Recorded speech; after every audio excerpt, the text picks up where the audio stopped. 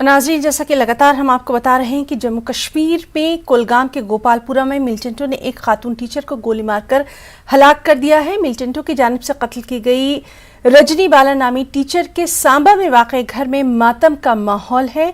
हमारे न्यूज़ 18 नुमाइंदे समीर भट्ट ने वहां का जायजा कुछ यूं लिया। रजनी बाला की रेजिडेंस पे हैं। रजनी बाला जिनको आज कुलगाम में गोपालपुर एरिया में मिलिटेंटों ने जो टेररिस्ट हैं उन्होंने मारा है।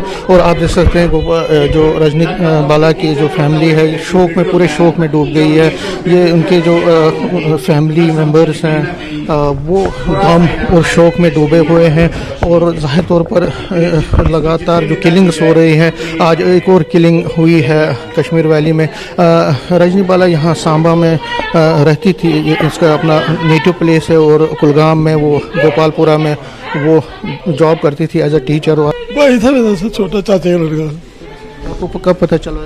अब ये 11 बजे पता चला सर। ऐसे लोगों ने फ़ोन करके बताया हमारे को कि ऐसे ऐसे हो गया। ये कब गई थी वहाँ पे? कब उनकी? 2 महीने पहले गए थे। गलत बात है, वो तो ना शिक्षा ही दे रहे हैं, है ना। सरकार से क्या चाहते हैं? न्याय होना चाहिए और इनकी सुरक्षा होनी चाहिए। जो टीचर वहाँ लगे हैं उनकी सुरक्षा होनी चाहिए।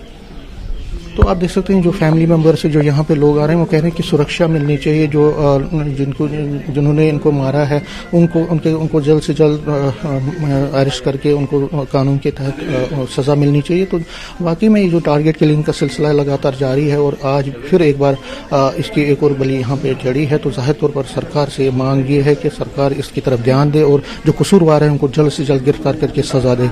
कैमरामैन चांद के साथ में समीर भट्ट, न्यूज़ 18 सांबा, जम्मू।